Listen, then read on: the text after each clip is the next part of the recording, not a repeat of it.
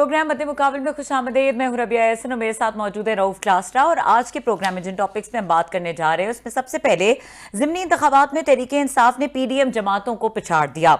इमरान खान ने 7 में से 6 हल्के जीत लिए। पीटीआई को मलीर और मुल्तान से बड़ा अपसेट। मुल्तान से यूसुफ रजा गिलानी ने अपनी ताकत मनवा ली। रवायती हरीफ शाह महमूद कुरैशी की साहिबजादी को शिकस्त दे दी। इसके अलावा बात करेंगे इमरान खान ने कराची की नशिस्त पर दोबारा इलेक्शन का मुतालबा कर दिया। ज़िमनी इंतखाबात में जीत हुकूमत के लिए रेफरेंडम करार।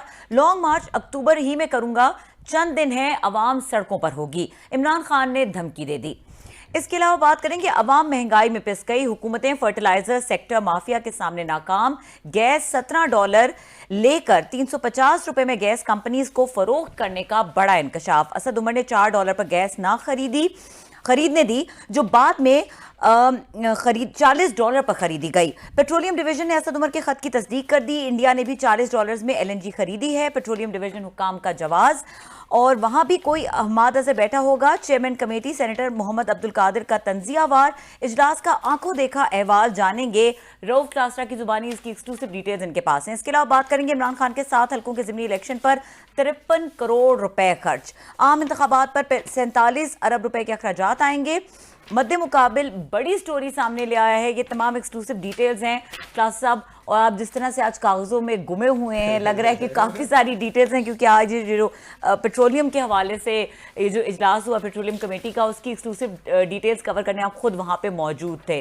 तो आपके पास कोई ख़त की कॉपीज़ भी हैं, कुछ एग्जैक्ट डिटेल्स हैं। इस सेगमेंट में हमारे साथ मौजूद होंगे पाकिस्तान हम बहुत सीनियर पॉलिटिशियन है नदीम अफजल चंद साहब। जी वो हमारे साथ मौजूद हैं। लेकिन क्लास साहब, बिफोर दिस कि हम नदीम अफजल चंद साहब के पास जाएं और उनसे बात करें अबाउट इलेक्शंस और जो सियासी मंजरनामा है, जो आपके पास एक्सक्लूसिव डिटेल्स हैं पेट्रोलियम कमेटी के हवाले से, प्लीज जरा वो बताइएगा। पेट्रोलियम कमेटी को इजलास के हवाले से, इजलास को अगले सेगमेंट में ले जाएंगे। अभी तो हम चंद साहब के साथ मैच खेलेंगे, अच्छा, तो वो भी बाद में जाएंगे। बड़ी स्टोरीज वहाँ पे भी ब्रेक हुई हैं, और चंद साहब खुद भी बड़े दबंग किस्म के चेयरमैन पब्लिक अकाउंट्स कमेटी रहे। इनके दौर में भी हमने बड़ी सारी स्टोरीज वहाँ से देखी हैं। तो आज वो जो उसकी कमेटी, बड़ी खबरें हैं आज, और मैं खुद 3-4 घंटे बैठ रहा हूँ, इमरान मकराना भी साथ थे। तो वो कहते हैं ना कि मतलब माइंड ब्लोइंग वाली इंफॉर्मेशन हैं, गैस क्राइसिस हम किस तरह देखते हैं, और बंदे को वहाँ पर जाकर एहसास होता है कि इस मुल्क के ये वो टॉप से बॉटम तक किसी के कुछ सीने में कोई दिल नहीं है, और वहाँ मिलियंस बिलियंस ऑफ डॉलर्स आगे पीछे की ऐसे नुकसानात हो रहे हैं कि जिसकी कोई आपको लगता है 5-10 रुपए की बात हो रही है। और स्पेशली जो असद उमर साहब के हवाले से वो खबर आती रही है कि $3 पे उस वक्त सस्ती गैस मिल रही थी, तो उस वक्त नहीं ली गई थी। हमाद अजहर साहब उस वक्त वजीर थे। आज कमेटी में जो बड़ा इंकशाफ हुआ है कि उन्होंने पेट्रोलियम वालों ने कहा, उन्होंने कहा कि अगेन जो असद उमर साहब थे, इन्होंने हमें सस्ती गैस उस वक्त नहीं लेने दी थी, $2 से $3 पे मिल रही थी। और उन्होंने कहा हमारे पास खत मौजूद है कि असद उमर साहब ने मना कर दिया था कि इस वक्त जो $2-3 पे मिल रही है मत लें, ये बाद में हमने वो $40 पे ली। आज उन्होंने एक बड़ा इंकशाफ, पहले तो वैसे बात होती थी ना, बहुत जिक्र करते थे उसका, और ये समझ नहीं आता था कि ये कसूर किसका है। तो आज निकल आया, निकल आया। बल्कि मजे की बात है, वो चंद साहब वेट कर होंगे, लेकिन एक आध मिनट मेरा उनके लिए बड़ी उसमें दिलचस्पी वाली बात होगी। बल्कि वहां पर ये कहा, तो किसी ने कहा जी इंडिया ने भी आप $40 पे खरीदी है, तो वो जो उसके चेयरमैन कमेटी अब्दुल कादिर साहब जो हैं, तो उन्होंने कहा वहाँ भी कोई हमाद अजहर साहब बैठे होंगे वहाँ के, फिर अगर उन्होंने भी $40 पे खरीदी है कि जब $2-3 पे मिल रही थी, पाकिस्तान ने क्यों नहीं खरीदी। इससे कोई बड़ा जुल्म हो सकता है इस मुल्क के साथ कि $2-3 पे गैस मिल रही है आपको, एलएनजी आपने नहीं खरीदी, लेटर मौजूद है, आपने जाके वो $40 पे खरीदी। कितना बड़ा डिफरेंस है। और एक कार्गो जो है, मुझे आज बता रहे थे कि स्पॉट बाइंग करें, $125 मिलियन का आता है। फर्क बता रहा हूँ, डिफरेंस बिलियन से। खैर इस पर डिटेल से हम बात करेंगे अगले सेगमेंट में। मैं सिंपल एक और चीज़ शेयर कर लूँ। आज मैं इसके पीछे लगा रहा कि ये जो ज़िमनी इलेक्शंस हुए हैं, डिटेल जो भी हम डिस्कस करेंगे चंद साहब के साथ, इस पे खर्चा कितना आया है, ये लोगों का इस पे पैसे कितने लगे हैं। तो लोगों के लिए बड़ी शायद हैरान कुन बात होगी। एक कंस्टिट्यूंसी पे जो इलेक्शन हुआ है, ये बिल्कुल कंफर्म्ड आपको डाटा, मैं पूरे ऑफिशियल फिगर दे रहा हूँ एक्सक्लूसिवली, 7.5 करोड़ रुपया एक इलेक्शन पे लगा है, जो कल एक हल्के पे ये आपका 7 करोड़ रुपया यहाँ पर लगा है। इमरान खान साहब मेरे ख्याल 7 हल्कों से लड़े थे जी। अब इसको जरब तकसीम दे लें, ये कितने ये करोड़ बनते, टोटल मेरा ख्याल है जाकर बनते 53 करोड़ रुपया कल की एक्सरसाइज पे लगा है, जो 8 हुए। ये वो मुल्क है जो कि डेफिनेटली अब दोबारा से होंगे, क्योंकि हलफ तो वो सब जगह से नहीं ले सकते। नहीं लेंगे या हलफ नहीं लेंगे, वो जा नहीं रहे। सो दोबारा ही आपकी 7 सीटों पे या 6 सीटों पे दोबारा जो खान साहब के इलेक्शन है, सो अब तक की जो है 7 इलेक्शन इनके थे, 8वां दूसरा था, तो उस पे जो है खर्चा जो है सारे हमने इलेक्शन पे ही बात करनी है। आई थिंक यही बात पहले उनसे कर लेते हैं। और अगली बात मैंने ये भी पूछा, मैंने कहा जी टोटल जो है ये खर्चा कितना होगा इलेक्शन पे जो अगर हो। उन्होंने कहा 47 बिलियन रुपीस पाकिस्तान का अगर जनरल इलेक्शन होंगे, जब भी अब हूँ या कल हूँ या साल बाद, तो तकरीबन 47 टू लेके 50 बिलियन रुपीस आपका उस पर लगेगा। तो कल वाला जो इलेक्शन हुआ है उस पर फी आपकी कंस्टिट्यूंसी जो है 7.5 करोड़ रुपए फी हल्का। ये बड़ा मैं एक्सक्लूसिवली आपको डिटेल स्टोरी हम ब्रेक कर रहे हैं, इस पे खर्चा हुआ है। बाकी आप मेरा ख्याल हिसाब किताब लगा लें। चंद साहब हमारे साथ हैं कि इनसे आप शुरू करें, सवाल पूछें जरा। जी चंद साहब, वेलकम करेंगे आपको शो पे। अस्सलाम वालेकुम। जी शुक्रिया जी। अच्छा नदीम अफजल चंद साहब, आपने सुना है जिस तरह से क्लासेस आपने 2 बड़ी अहम बातें की हैं और हमने इलेक्शन के बारे में डिस्कस करना था। एक तो ये इतने महंगे इलेक्शंस, एक हल्के पे 7.5 करोड़ रुपए खर्च हो गए, अवाम के मसाइल अपनी जगह पे मुंह खोल के खड़े हुए हैं, और फिर ये जो इन इलेक्शंस के रिजल्ट्स हैं, क्योंकि इस वक्त कोई भी ये बात नहीं कर रहा कि इन पे खर्चा कितना है, सब ये बात कर रहे हैं कि नतीजा कैसा था और सेलिब्रेट करें कि ना करें। ये बताइए कि ये नतीजा मुतवक्के था या गैर मुतवक्के था, और आगे सियासत पे इसका इम्पैक्ट क्या होगा? देखें जी, एक पहले पेट्रोलियम के हवाले से मेरी क्लासरा साहब आपसे एक रिक्वेस्ट ये भी है कि पिछले दौर में जब पेट्रोल बहुत सस्ता हुआ था दुनिया में, तो उस वक्त एक कैप का लफ्ज एक इस्तेमाल किया जाता था। कैप करना पड़ता है, 20 दिन लगते हैं, 10 दिन लगते हैं, यानी कि खरीदना पड़ता है, और एक कैप कर ली जाती है। तो उसमें ये भी एक इंटरेस्टिंग कमेटी भी बनी कि क्यों नहीं तेल खरीदा गया, और फिर उसके बाद सेक्रेटरी एक फारग हुआ था। तो उस पे भी जरा उस रिपोर्ट को भी कभी क्लासा साहब पढ़िएगा, और उसका जरूर आप जैसे लोग डिस्कस करते हैं, तो ये मेरी रिक्वेस्ट होगी कि वो थोड़ा सा चंद साहब आपने बड़ा अच्छा याद दिलवाया। मैं पूरी आपको साथ में पूरी स्टोरी हम व्यूअर्स को हल्की सी बता लेते हैं 1 सेकंड में। सर हुआ ये था कि उस वक्त जब तेल बहुत सस्ता 20-25 डॉलर पर बैरल पे आ गया था, तो उस वक्त वहाँ पे असद हयाउद्दीन साहब थे, अगर मैं गलत नहीं कर रहा, सेक्रेटरी पेट्रोलियम थे। उन्होंने, जनाब नदीम बाबर साहब भी थे, उन्होंने लेटर लिखा था जितने भी ये इंपोर्टर्स हैं जो ऑयल इंपोर्ट करते हैं, कि बैन कर दिया था कि आप दुनिया से तेल इंपोर्ट नहीं कर सकते। जो ऑयल रिफाइनरीज हैं वहीं पे जो पाकिस्तान में हैं, आप उन्हीं से खरीदेंगे। तो 3-4 महीनों के लिए इन्होंने सस्ता तेल पाकिस्तान को नहीं खरीदने दिया था। बाकायदा ऑफिशियली तौर पर लेटर लिख के रोक दिया गया था कंपनीज को कि आप जो है नहीं मंगवाएंगे बाहर से पेट्रोल डीजल, जो भी है लोकल कंपनीज जो हैं जो बैठे हुए इन्हीं से खरीदेंगे जो महंगा खरीद के लाई हुई थी। जी सर। बस उसके ऊपर जरा कभी फिक्र दीजिएगा कितने बिलियन का पाकिस्तानी कौम को वो चूना लगा था। और अब आ जाए आप इलेक्शन के ऊपर। तो पाकिस्तानी कौम तो खुश है चूना लगवा के। मैंने अभी बताया तो है आपको, असद उमर साहब का आज इंकशाफ हुआ है। उन्होंने गैस नहीं खरीदने दी थी $3 पे और $40 पे खरीदी थी। आज बाकायदा उन्होंने वहां पे लेटर प्रोड्यूस किया है असद उमर साहब का। कौम फिर भी खुश थी, वो खान साहब से भी खुश है, कल जितवाया भी है। पेट्रोल का आपको बता दिया 20 उस पे वो मिल रहा था बैरल पे $1 फी बैरल, तो उन्होंने फिर ये कौम को 70-80 रुपए बेचा था। कौम उस वक्त भी खुश थी। तो आप क्यों समझते हैं कि कौम को कोई मसला होता है? कौम के पास बड़ा पैसा है सर जी। देखिए जी, सच्ची बात तो ये है कि इलेक्शन यकीनन खान साहब ने जीता है, और बात ठीक है कि लोगों को पता भी था कि उन्होंने असेंबली में नहीं जाना, असेंबली में नहीं बैठना, फिर भी उनको 4-5 सीटें जो उन्होंने जीती हैं। लेकिन पीपल्स पार्टी तो सीटें अल्लाह के फजल से अपनी जीत गई है। और आपके सराकी वसेब में आपने देखा है, मैं खुद मुल्तान में था, तो लोगों ने गिलानी साहब को बिल्कुल बड़ा एतमाद का इजहार किया और वोट दिए, और बड़े मार्जिन से वो सीट जीती है। तो इलेक्शन सच्ची बात है, लेकिन देखना यह है कि इस इलेक्शन का मुल्क के ऊपर क्या इम्पैक्ट होता है, और बाकी खर्चे की आप बात कर लें या पॉलिटिकल इम्पैक्ट क्या होता है। पॉलिटिकल इम्पैक्ट अगर आप पीपल्स पार्टी के पॉइंट ऑफ व्यू से देखें तो बहुत एक अच्छी वेव है। लेकिन जहां तक एक्सपेंडिचर आप स्टोरी आपने बताई है, तो यकीनन बहुत बड़ा अलमिया है हमारी पार्लिमानी जमहूरियत में, पार्लिमानी निज़ाम में। फिर दिन दिहाड़े देखते हुए कि असेंबली में नहीं जाना लोगों ने, या इसका सिस्टम को कोई फायदा डायरेक्ट नहीं होना, तो फिर 1 अरबों रुपया सैलाबज़दा इस लुटी पुटी कौम के इस निज़ाम के इस तरह झोंक देने, तो ये बहुत बड़ी ज्यादती है। और लेकिन कौन इस ज्यादती का सदेबाब करेगा, कौन इसका एहतसाब करेगा, ये मेरी समझ में तो नहीं आता। शायद आपकी समझ में आए तो आप बता दीजिएगा। चंद साहब, मैं आपकी ट्वीट्स भी देख रहा था, खुश थे डेफिनेटली। आपकी पार्टी समझती है कि हम रिवाइव हुए हैं पंजाब में, एक सीट हमने निकाल रही है। सिंध में भी वहाँ पे इमरान खान साहब को आपके आप पार्टी वर्कर ने हरा दिया। लेकिन इसका एक और साइड भी तो है। वो कहते हैं 13 या 11 जमातें इकट्ठी हुई हैं, 13-11 जमातें इकट्ठी हुई हैं, इकट्ठे हो के भी वो खान साहब को फिर भी नहीं हरा सके। 6 सीटों से वो फिर भी जीत गए, नंबर 1।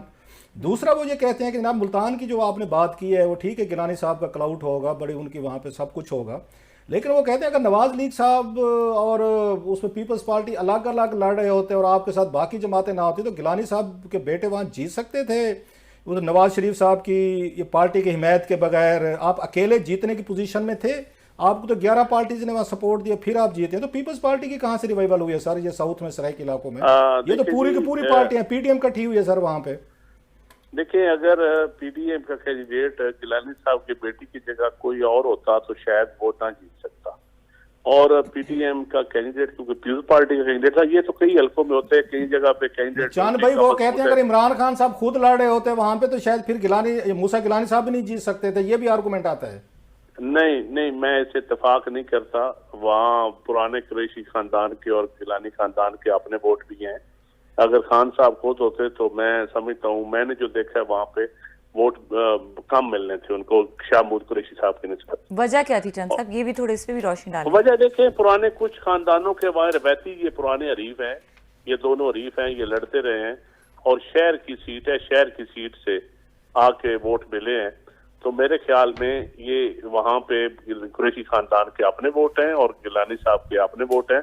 लेकिन नून लीग के राना महमूदुल हसन, सलमान जो लड़का था वो, और डोगर साहब और सारे लोगों ने, नून लीग के भी लोगों ने बहुत अच्छी सपोर्ट की है।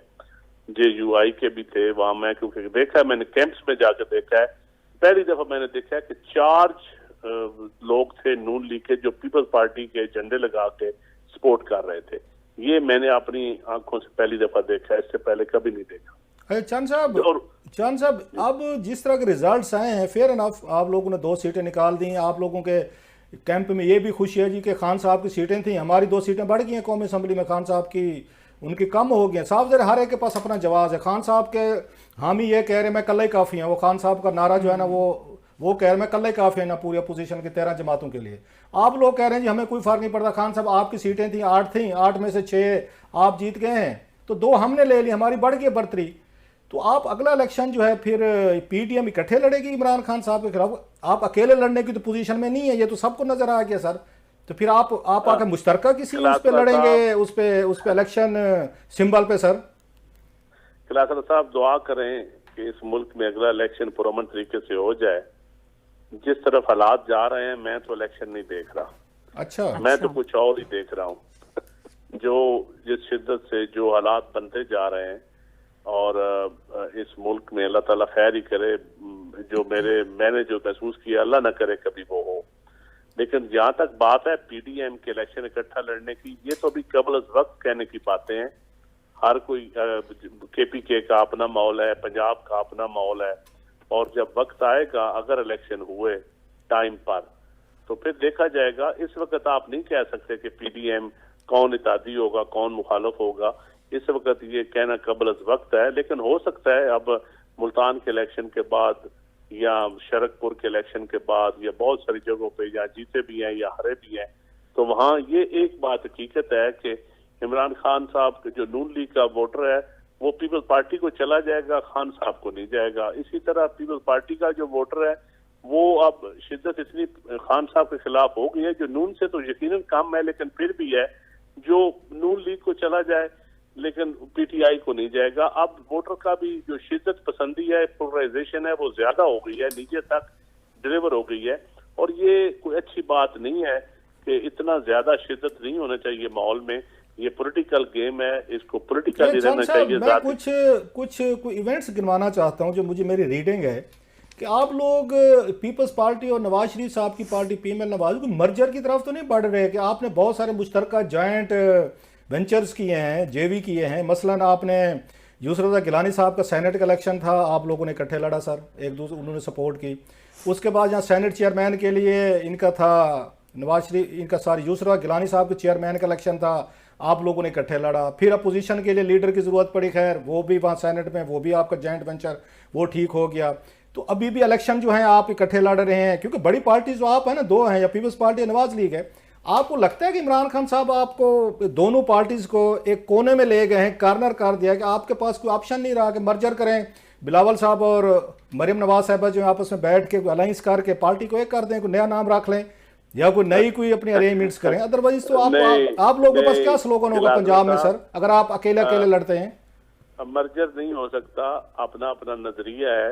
वक्ती तौर पर इस वक्त अलायंस बना हुआ जान है। भाई, कंपनियां दिवालियां होने लगे हैं तो कंपनियां मर्जर कर लेती होती हैं सर जी, मैं ये कह रहा था। क्लासर साहब, पॉलिटिकल जमातों में और कंपनी में फर्क है। अलमिया ये है कि कारपोरेट सेक्टर इतना सियासत में आ गया है कि आप कंपनियां ही लगने लग गई हैं। असल में तो देखा जाए तो पॉलिटिकल जमातें और जो कंपनी, इनमें फर्क होता है। लेकिन ये सरमायादाराना निजाम ज्यादा देर नहीं चलता।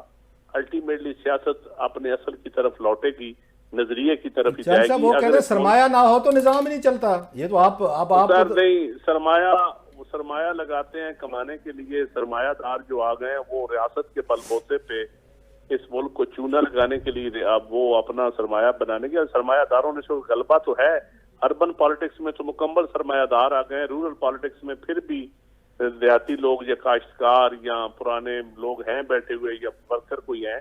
अर्बन में तो तकरीबन अब सरमायादारों ने गलबा कर लिया है। अच्छा सर, आज इमरान खान साहब की चंद साहब, आप क्योंकि उनको करीब से जानते हैं, उनके साथ काम किया है और आपने हमेशा खुल के बात की, उनकी कैबिनेट में भी आप इसी तरीके से थे। सो लोग ये नहीं कह सकते थे आप वहाँ से हट गए हैं तो अब आप ये बातें करते हैं। वहाँ भी करते, उस वक्त भी करते थे, ओपनली करते, रिकॉर्ड पे टीवी शोज में भी करते थे, कैबिनेट में भी करते थे। आज इमरान खान साहब बहुत वो खुल के उन्होंने बात की है, बिटर उन्होंने की है। जो आजम सवाती साहब पे टार्चर की बात हुई, आज तो उन्होंने खुलकर नाम लिए हैं, उन्होंने बताया है, उन्होंने इदारों के नाम लिए हैं, इदारों के सरबराहों के नाम लिए हैं। पहले वो नाम नहीं लेते थे। आपको लगता है कि ये कल के इलेक्शन के जो रिजल्ट्स आए हैं उससे उन्हें बूस्ट मिला है, उनको कॉन्फिडेंस मिला है कि अवाम मेरे साथ खड़े हैं और मैं जब चाहूँ मैं यहाँ पे टर्न अराउंड कर सकता हूँ? आज वो बड़े बिटर थे। आप कैसे देखते हैं अपने साबिक प्राइम मिनिस्टर को, जिनकी कैबिनेट में आप शामिल रहे हैं और आपके भी उनके साथ बड़ी बहसें होती थी? एक पॉलिटिकल साइंस का स्टूडेंट हूँ, तो इस मुल्क में पॉपुलर पॉलिटिक्स, पॉपुलर जो भी लीडर हुआ है, शहीद जुल्फ़िकार अली भुट्टो का देख लें अंजाम, फिर शहीद बीबी जब पॉपुलर हुई तो उनका अंजाम देख लें, मियां नवाज शरीफ पॉपुलर हुए तो फिर उनको भी जिला वतन होना पड़ा। और अल्लाह करे कि खान साहब सही सलामत अपना इलेक्शन लड़े। पॉपुलर यकीनन वो हैं, इस वक्त पंजाब में तो हैं।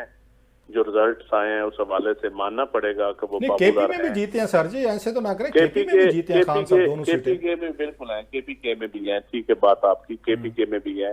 तो मैं तो यही कहूंगा कि उनको पॉलिटिकल क्लास के साथ डायलॉग करना पड़ेगा। बंद गली में वो भी चले गए हैं, और जब पॉपुलर लीडर बंद गली में जाता है तो वो फिर उसके नतायज को अच्छे नहीं होते। इस मुल्क की जो हिस्ट्री गुजरी है उसमें नतायज वो कभी भी उस सियासतदान की फेवर में या सियासत की फेवर में नहीं रहे। लिहाजा मैं एज ए पॉलिटिकल वर्कर कहूंगा कि खान साहब के पास बहुत अच्छा मौका है। आज भी मेरी पीटीआई के 2-3 लोगों के साथ टेलीफोन पे बात हुई है, तो मैंने कहा कि खान साहब को कहें कि जोम में ना रहें, अभी भी पॉलिटिकल डायलॉग करें। खा वो इलेक्शन रिफॉर्म्स हो, खा इलेक्शन का इनेकाद हो, जुडिशियल रिफॉर्म्स हो। तो देखें 3-4 टॉपिक्स पे वो बात वो कहते हैं जी हम करने के लिए तैयार बैठे हैं, पीटीआई के लोग भी कहते हैं। एक वो कहते हैं कि आर्मी चीफ की अपॉइंटमेंट एक तय हो जानी चाहिए कि किस तरह होनी है, एक्सटेंडेबल ना हो। दूसरा जजेस की अपॉइंटमेंट, तीसरा इलेक्शन फ्री एंड फेयर होना। और ये 3-4 बातें इसके ऊपर बहस, डिबेट टॉपिक पे आगे इस पे होनी चाहिए, क्यों नहीं होनी चाहिए। लेकिन पॉलिटिकल डायलॉग नहीं होगा तो ये मेरी बात रिकॉर्ड कर लें, इस मुल्क के लिए भी अच्छा नहीं होगा, सियासत के लिए भी अच्छा नहीं होगा। आपको क्या लगता है इधर होंगे? आपको सर क्या लगता है कि इमरान खान साहब को बाज कहते हैं कि कुछ इदारों के अंदर से कुछ सपोर्ट है इसलिए वो किसी से बात करने को तैयार नहीं है? बाज कहते हैं क्योंकि नया चीफ लगना है तो खान साहब उससे पहले ही कुछ वो करने के ख्वाहिशमंद है, चले इलेक्शन नहीं हुआ तो इसको अपॉइंटमेंट ना की जाए और इनको मजबूर किया जाए कि आप इनको डेफर करें और जो एग्जिस्टिंग चीफ हैं इनको एक्सटेंशन दी जाए। या उनका ख्याल है कि मैं वही वाली बात में कल ही काफ़ी है, मैं अकेला ही ये पार्लियामेंट में चला सकता हूँ, 272 में सीटों पे अकेला मैं इलेक्शन लड़ के मैं अकेला जीत सकता हूँ, मुझे क्या ज़रूरत है इन लोगों से बातचीत करने की, आपसे हाथ मिलाने की, एनआरओ देने की या आपके साथ बैठ के कोई डीलें करने की। वो तो आप लोगों को इस काबिल ही नहीं समझते कि आपसे बात की जाए, बैठा जाए पार्लियामेंट में या पार्लियामेंट के अंदर। वो कहते हैं मैं कल ही काफ़ी हूँ।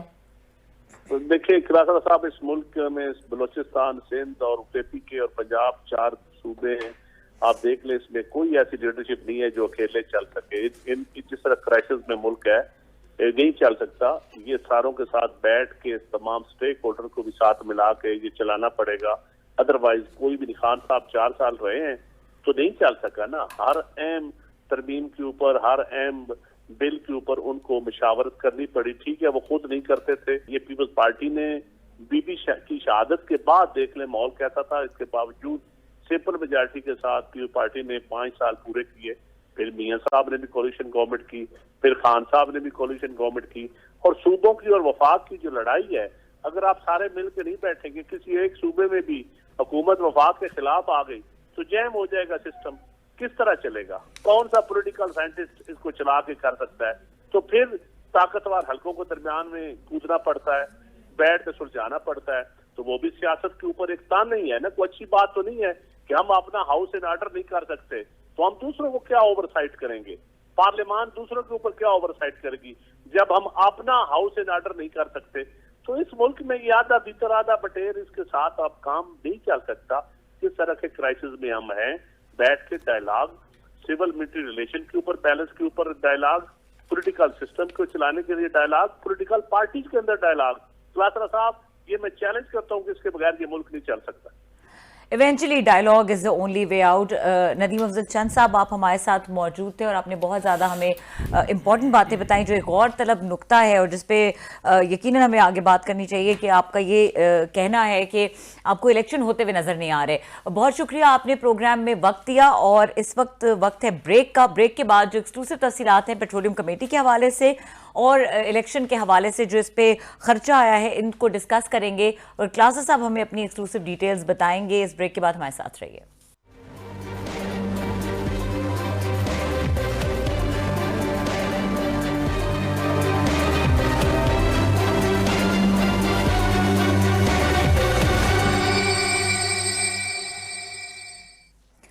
Welcome back. क्लासा साहब, इससे पहले कि हम पेट्रोलियम कमेटी की जो अपसेटिंग डिटेल्स हैं उसके ऊपर बात करें कि क्यों हमने गैस महंगी ली, कौन इसका जिम्मेदार है, किसने क्या किया, थोड़ा सा इलेक्शन के खर्चे से मुतालिक अगर पहले बात कर लें, या पहले पेट्रोलियम कमेटी? नहीं, इसी में खर्चे में बात कर रहे थे। जस्ट 1 मिनट में बात खत्म करते हैं क्योंकि पेट्रोलियम की बड़ी स्टोरी है हमारे पास। जो मेरे पास एक्सक्लूसिव स्टोरी है, जो पूरा एक ऑफिशियल कहल है, जो एक्सपेंडिचर है, 8 या नशिस्तों पे ये ज़िमनी इलेक्शन हुए जिन पे 60 करोड़ और 64 लाख रुपया खर्चा हुआ है। 60 करोड़ 64 लाख रुपए 8 सीटों पे खर्चा है कौमी असम्बली पे। टोटल पे इमरान खान साहब 7 वो नशिस्तों से लड़ रहे थे। 53 करोड़ 53 करोड़ रुपीज़ जो है इसमें से इमरान खान साहब पे लगे हैं, 17 करोड़ बाकी पे लगे हैं। अकेले इमरान खान साहब पे 53 करोड़ जो है ना वो लगे हैं, जो बिल्कुल ज़ाया है। मैं क्या कह सकता हूँ, लोग अब कहेंगे जो आप क्यों जाया कहते हैं, खान साहब की पॉपुलैरिटी थी, इलेक्शन लड़ा जी उन्होंने, अब दोबारा भी फायदा नहीं है ना, होंगे दोबारा। चले उन्होंने साबित कर दिया कि उन्होंने साबित कर दिया मैं कल ही काफ़ी हूँ। उनका ये साबित करने के लिए मैं कल ही काफ़ी हूँ। तो 53 करोड़ रुपए का खर्चा हुआ। अगर दोबारा हुए इलेक्शन फिर लड़े तो फिर भी ये कुछ होगा, जितनी सीटों पे वो लड़ेंगे। बहरहाल ये बता दें 7.5 करोड़ रुपया एक आपकी कंस्टिट्यूंसी पे हल्के पे आ रहा है। इसमें जो ज़्यादा अखराजात हैं, आपके सिक्योरिटी के अखराजात आपके आते हैं, फिर आपके बैलेट बॉक्सेस होते हैं, फिर आपके स्क्रीन के कंपार्टमेंट्स होते हैं वो आ जाते हैं, पोलिंग स्टाफ को जो वो अनरेडिया मिलता है, फिर बैलेट पेपर्स होते हैं, फिर आपकी ट्रेनिंग का खर्चा होता है पोलिंग की, फिर आपके बाद आपको जो ट्रेनिंग मटीरियल होता है उस पर खर्चा आता है, फिर ट्रांसपोर्टेशन होती है सामान की, और प्लस जो अमला होता है पोलिंग वाला उन पे आता है। तो ये मोस्टली ये जो आपके हेडर्स हैं, जो हेड्स हैं सॉरी, उन पे जो खर्चा है वो जो बताया गया है और ये कंफर्म किया गया है मुझे कि 60 करोड़ 64 लाख रुपए आपके कल खर्च हुए हैं इन 8 सीटों के इलेक्शंस पे जो कल हमने देखे हैं। और जिस पे मैंने कहा कि 53 करोड़ रुपये अकेले इमरान खान साहब पे हैं, 17 करोड़ बाकी इलेक्शंस पे हैं, बाकी जो लोगों ने वहाँ पर वो जो इलेक्शन लड़े हैं। तो ये तो स्टोरी थी, मैं ज़रा इसको रिपीट कर दें। अब आते हैं ज़रा पेट्रोलियम की कमेटी पे। आज पेट्रोलियम की कमेटी का बड़ा एक अहम इजलास था। मैं और इमरान मगराना साहब जो है हमने वहाँ 3 घंटे बैठ कर किया। तो बहुत कुछ लर्निंग होती है वहाँ पे। आई मस्ट से हम सेनेटर्स को या इन पार्लियामेंटेरियंस को बाज़ इतना सीरियस नहीं लेते, ब्यूरोक्रेसी भी नहीं लेती होगी कि शायद इन्हें ज़्यादा नहीं पता। इमेज ये है, इंप्रेशन ये है मोस्टली हमारे यहाँ लोगों का भी है, शायद मीडिया में भी है। लेकिन मेरा इंप्रेशन वैसे भी अब जब जाते हैं और इनको सेनेटर्स को सुनते हैं या एमएनएस को कमेटीज़ में, तो इंप्रेशन जो दूर होते, they are very intelligent people. I must say Abdul Qadir हैं जैसे पेट्रोलियम कमेटी के वो जो हैं चेयरमैन हैं, वो खासा उनको इन्फॉर्मेशन थी, नॉलेज था। फिर वहाँ पे उसमें बैठे हुए थे मेन जो थे उसमें सैफुल आबड़ो साहब जी, बड़ी उनकी ग्रिप थी इस पे और बड़ी उन्होंने खूबसूरत उन्होंने बहस की, डिस्कशन की। मुझे थोड़ी सी मायूसी हुई वहाँ पे वो सादिया अब्बासी साहबा थी। सादिया अब्बासी साहबा बोलने पे तो बहुत अच्छा बोलती हैं, अच्छी गुफ्तगू करती हैं और बड़ी इंटेलिजेंट भी हैं, लेकिन वो चुप रही हैं मोस्ट ऑफ द टाइम। शायद उनकी क्योंकि अपना ब्रदर उनके वो रहे हैं, वज़ीर आज़म रहे हैं, वो पेट्रोलियम मिनिस्टर भी रहे हैं, शायद खकान अब्बासी साहब, ये मेरा ख्याल है, या अपनी हुकूमत है वो कोई ऐसा सवाल नहीं करना चाहती थी कि जिससे उनका ख्याल हो कोई embarrassment. So most of time वो शी स्टेज वो उस पर चुप रही हैं। फिदा हुसैन उस पर से अच्छा पीटीआई के भी एक दो लोग थे। तो अच्छी चीज़ जो थी वहाँ पे मिनिस्टर साहब आए हुए थे, ये मुसद्दिक मलिक साहब, और मुसद्दिक मलिक साहब बड़ी तैयारी के साथ है, जो मेरे लिए थोड़ी सी वो थी कि वो हाल मिनिस्टर ऑफ स्टेट है लेकिन बड़ी तैयारी के साथ है और बड़े अच्छा उनकी बहस मुबैसा सवाल जवाबात उन्होंने दिए और पूरी लग रहा था कि मुसद्दिक मलिक साहब की ग्रिप है अपने उस सब्जेक्ट पे, उनको खासे टफ सवालात भी किए उनकी और सैफुल आबड़ो साहब की बड़ी अच्छी खासी तलह कलामी भी हुई, क्योंकि आबड़ो साहब कह रहे थे जो आपके फुल मिनिस्टर हैं खुरम दस्तगीर साहब, वो कमेटी को सीरियस नहीं ले रहे, वो क्यों नहीं आए यहाँ पे। तो उन्होंने कहा मैं मिनिस्टर ऑफ स्टेट हूँ, मैं आया हूँ। उन्होंने हम मिनिस्टर ऑफ स्टेट को नहीं सुनते, फुल मिनिस्टर है। उन्होंने कहा मैं चला जाता हूँ, फिर आप बैठे और फिर आपस में कर लें। खैर वो चीज़ वहाँ पर इस तरह की छोटी मोटी चीज़ें आपको पता होती रहती हैं। जो मेन चीज़ थी जो ब्यूरोक्रेसी को ग्रिल किया ज़्यादा, वो सैफुल आबड़ो साहब ने किया हिम्मत से, ये पीटीआई के जो उसके सेनेटर हैं, और बड़ी उन्होंने, मैं फिर कहूँगा, बड़ी अच्छी गुफ्तगू की उन्होंने वहाँ पे और अच्छे जवाबात भी दिए मुसद्दिक मलिक साहब ने। इवन जितने लोग बैठे थे, मेन जो चीज़ थी बड़ी मज़े की थी, उसमें कैप्टन महमूद साहब आए हुए थे, वो सेक्रेटरी पेट्रोलियम है। कैप्टन महमूद साहब वही हैं जो रिंग रोड स्कैंडल में वो गिरफ्तार भी हुए थे। इससे पहले नंदीपुर जो स्कैंडल था शहबाज शरीफ साहब वाले दौर का, जिसमें वो रिकॉर्ड वगैरह जल गया था, उसमें भी शामिल थे। वो सारी जो अभी इंक्वायरी सब से साफ हो के क्लीन चिट दे के उनको वापस ले आए, और वो बता रहे थे साल डेढ़ साल में तीसरा चौथा सेक्रेटरी है। इससे पहले उसमें थे, उसमें ये अरशद साहब थे, मेरा ख्याल है अरशद साहब के पास कोई भुट्टा साहब आए हैं, भुट्टे साहब के बाद महमूद साहब आ गए। 3 महीने से ज़्यादा 6 महीने से किसी के नहीं है। इतना बड़ा सेक्टर है पेट्रोलियम का, you need a secretary for 3-4 years, important, जिससे पूरा मुल्क के आपको बिलियंस ऑफ डॉलर्स के खर्चे हैं, लोगों को गैस के, बिजली के, इनके तमाम के हैं, उस पर 6 महीने से कुछ ज़्यादा सेक्रेटरी लग नहीं पा रहा। इससे पहले सद हयाउद्दीन साहब से कुछ लंबा अरसा था, इमरान खान साहब के दौर में। खैर बड़ी खबरें ये हैं, वैसे तो बहुत कुछ वहाँ डिस्कशन हुई, हम उनको फॉलो करते रहेंगे आने वाले दिन। बड़ी जो चीज़ थी जो आपके साथ एक स्टोरी आज हम शेयर करते हैं, टाइम इतना ही होगा, वो ये थी कि यहाँ पर हमारे शो में कई दफ़ा आमिर मतीन साहब ने भी ये बात की, आपने सुनी होगी, कि ये $3 पे हमने गैस ली, जो मिल रही थी हमने नहीं ली, हमने बाद में जाके $40 पे गैस ली। ये मतलब थी जो हमने बाहर से इंपोर्ट कर रहे थे। अब ये बातें हो रही थी, साफ ज़ाहिर है इसका कोई हुकूमत जवाब नहीं दे रही। शहबाज शरीफ साहब ने भी बात की थी प्रेस कॉन्फ्रेंस में, इफ यू रिमेंबर, इसी बात पे कितना फ़र्क है कि आपको $3 पे जो भी इसका यूनिट होता है, मैं उस यूनिट की बात कर रहा हूँ, उसकी बजाय आपने $3 पे मिल रही थी, ऑफर्स आई हैं, बल्कि उन्होंने कहा है $2 पे, पेट्रोलियम मिनिस्ट्री ने कहा है $2 पे मिल रही थी, नहीं खरीदी गई। बाद में वही हमने कार्गो जो है $40 पे खरीदे हैं, $2 में 40 में $38 हमने महंगी जो भी उसका पर यूनिट है उस पर खरीदी है। इस मुल्क के साथ इससे कोई बड़ी ज्यादती हो सकती है, और आपको कंपनीज ऑफर कर रही हैं कि हम आपके साथ करने को तैयार है, नहीं क्या। इस पे बहस होगी सारी। आबड़ो साहब ने भी पूछा, उन्होंने कहा हमें बताएं। अच्छा, उन्होंने खासा वहाँ पे ग्रिल किया, जितने भी लोग बैठे थे, अगर आगरा चेयरमैन था, SSG था, फिर उसके बाद पेट्रोलियम मिनिस्ट्री के उसमें लोग बैठे हुए थे, और भी सारे थे। पता ये चला sir, here comes a bombshell, जो कहते हैं ना, बम शेल आया। उन्होंने कहा जनाब कि अब हम आपको बताते हैं ये सारी बातें जो उन्होंने बताई, ये मुसद्दिक मलिक साहब ने बताई। फिर बाद में पेट्रोलियम मिनिस्ट्री के ऑफिशियल ने कंफर्म किया। इट्स अ बिग स्कैम, मेरा ख्याल है, अगर मुझसे पूछें। उन्होंने कहा जनाब कि यहाँ पे उस वक्त असद उमर साहब जो हैं, ये कैबिनेट कमेटी ऑन एनर्जी के ये उस वक्त वो थे, इसके चेयरमैन थे, और ये कमेटी रिकमेंडेशन करती होती थी कि किस वक्त आपने क्या क्या करना है।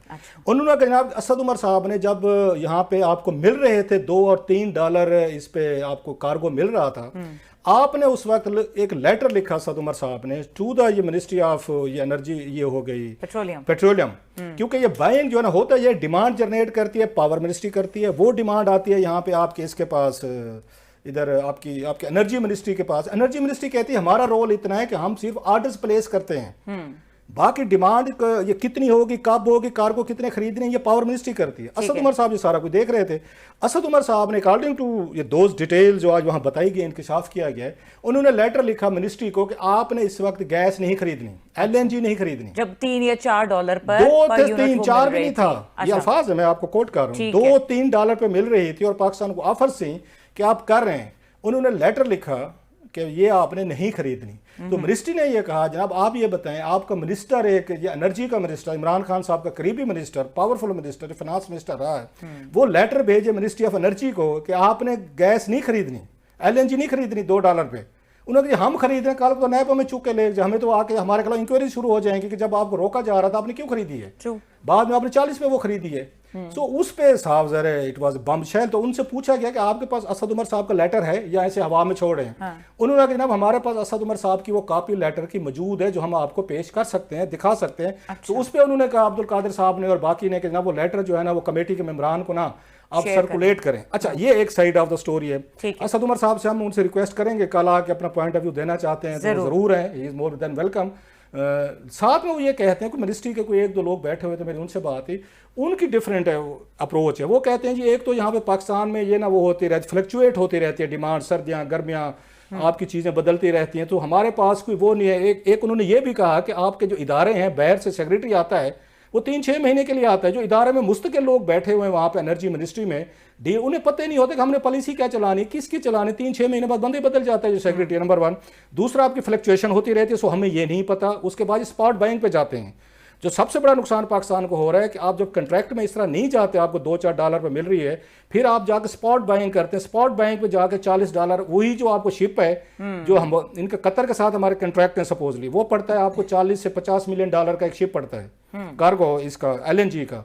स्पॉट बाइंग में आजकल जो आप जा रहे हैं 125 से $130 मिलियन, मतलब $100 मिलियन का तकरीबन ऑलमोस्ट आपको फर्क पड़ा है वहां पे। वो ये कहते हैं कि जनाब कि हमारे पास एक तो इसके स्टोरेज के प्रॉब्लम है, हम उस वक्त ले लें, हमारे उनके साथ कंट्रैक्ट जो होता है बेंडिंग हो जाता है। फिर अगर आपको जरूरत नहीं भी है इसकी LNG की या चीजों की, फिर आपको लेनी पड़ती है, फिर वो हमारे पे खर्चा पड़ जाता, फिर कल को हमें पकड़ लिया जाएगा कि जनाब ये देखें जब इस मुल्क को जरूरत नहीं थी तो आपने $3 क्यों खर्च कर लिए। वो कहते हैं हम ये इसमें फंसे हुए हैं। इस मसले का इस मुल्क के पास कोई हल मौजूद नहीं है। ठीक है, जो बात मुसद्दिक मलिक साहब ने की कि आपको कंट्रैक्ट सूट करते हैं हुकूमत से हुकूमत। अच्छा, एक और बड़ी मजे की चीज, लास्टली मेरा टाइम जो रहने का शॉर्ट ऑफ टाइम, या चलें इसको हम इसको कल पे ले जाते हैं, इतना लोगों को डाइजेस्ट करना जरूरी है कि उस वक्त इन्होंने एक लेटर लिखा जब दुनिया भर में सस्ता तेल मिल रहा था। उस वक्त इमरान खान साहब की हुकूमत ने लेटर लिखा, ये हयाउद्दीन साहब थे, नदीम बाबर साहब थे, कि सस्ता पेट्रोल दुनिया से नहीं खरीदना, नहीं खरीदा गया। अब एक और चीज सामने आ रही है, जब सस्ती गैस मिल रही थी $2 से $3 में, असद उमर साहब ने उस वक्त लेटर लिखा कि आपने गैस नहीं खरीदनी, जो नहीं खरीदी गई। कौन खुश है जनाब, हम तो सिर्फ रिपोर्ट कर रहे हैं। अब ठीक है, ये गलत फैसले हैं और इन गलत फैसलों को ओन भी फिर करना चाहिए। हो सकता है उनका कोई पॉइंट ऑफ व्यू हम बिल्कुल जानना चाहेंगे कि असद उमर साहब के पास रिस्पॉन्स में कहने के लिए क्या है। प्रोग्राम का वक्त इस वक्त खत्म हो गया। देखने के लिए शुक्रिया, इजाजत दीजिए, अल्लाह हाफ़िज़।